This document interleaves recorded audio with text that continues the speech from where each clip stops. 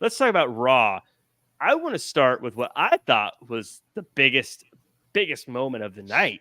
CM Punk comes out and he cuts a promo telling us how important the fans are and talks about Fanatics, talks about the fans and how it means something that they support him. And that's why that bracelet means so much to him. And then he says, look, Drew, I want a strap match. I want a strap match with you. It's happening. Jimmy, we're getting a strap match, but we had a little bit of back and forth between the two. Rate this segment.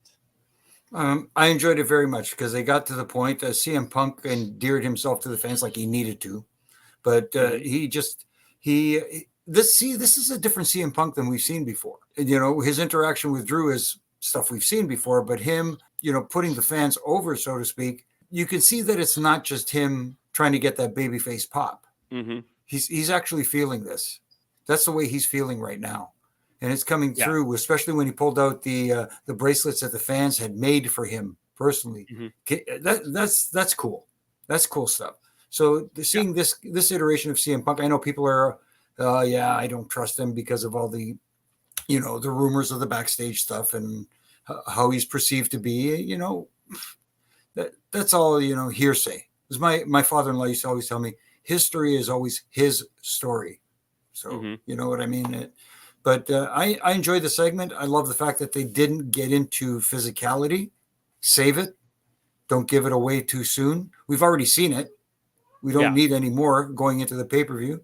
Tease it. I'm cool with it. And I like the fact that they explained the rules to the strap match, saying that you do have to drag your opponent over and touch all four corners, you know, because, you know, sometimes the rules indicate where a pinfall could happen. Mm-hmm. Or whatever. But in this case, they specifically said that in order to win the match, you have to drag your opponent around the ring and touch all four corners, which adds to the drama. You get some different false finishes there, which is going to be cool. You know, I love that he talked about the rules of the match and explaining what you had to do, George, because obviously, one, it educates us on what to expect, but two, he's the good guy. I'm cheering for him. That means he's also kind of the underdog. And that was added to the fact because I can't imagine CM Punk dragging around this giant Scottish warrior from post to post. And that's exactly where I'm supposed to be as a fan right now. How in the heck can CM Punk do this? Oh, spoiler alert, he's not. I don't think he's gonna.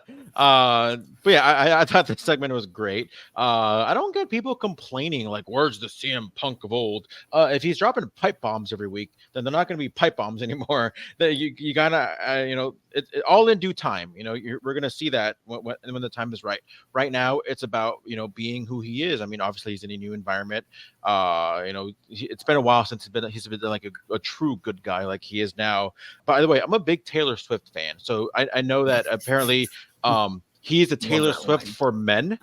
Yeah, how do you feel about that? Dude, that's amazing. I feel like I should be making a bracelet right now. How cool would that be though? Like a CM Punk, you know, meet and greet, whatever, and all the fans are just exchanging bracelets.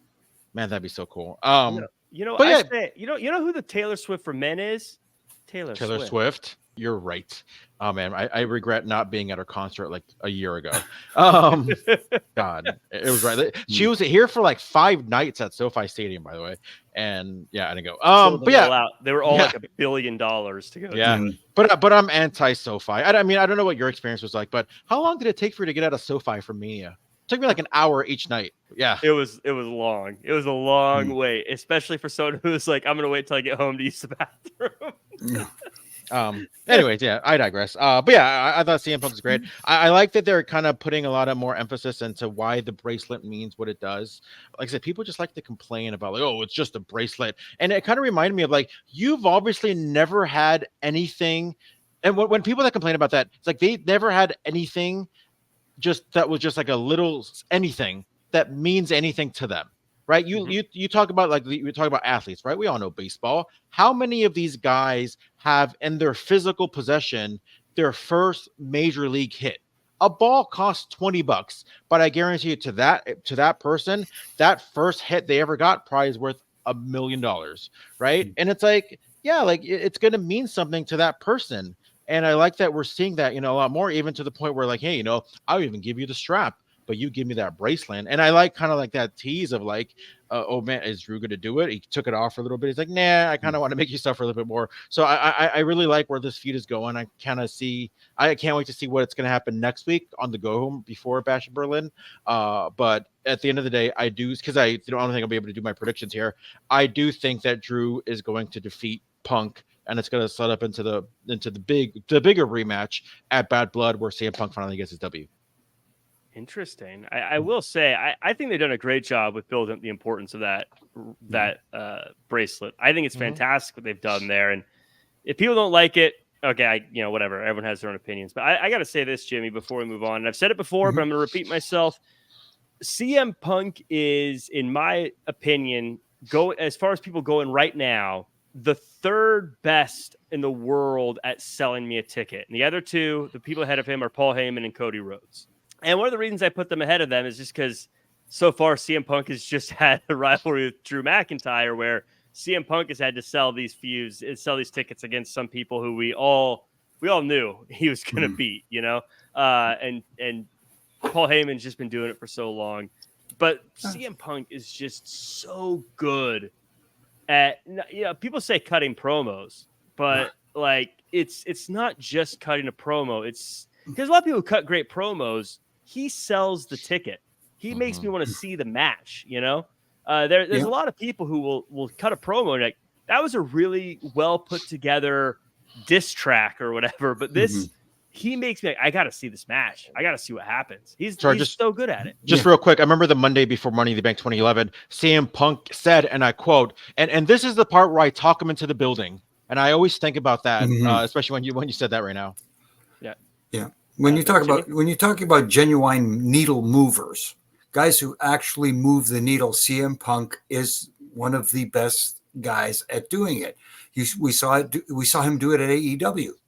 He moved the needle. He was the guy that people paid to see. Obviously, debuting in Chicago helped. Yes, I know this is a WWE show, but I'm just pointing out CM Punk right now. Being in Chicago helped, but he did add viewers. Their numbers were very good with CM Punk there. And now that he's gone, you see a decline. And you don't want to see that, obviously, but he is responsible partly for that. And now you're seeing the numbers going up in WWE. Yes, it's a team effort. You talked about Cody, you talked about Heyman. Now with Roman Reigns back, he's adding to the mix. These guys are needle movers. These guys put butts in seats, and they put people in front of their television sets. And they get people to buy whatever, outside of the US, they're buying the WWE network for those guys. Yeah. Simple. Absolutely.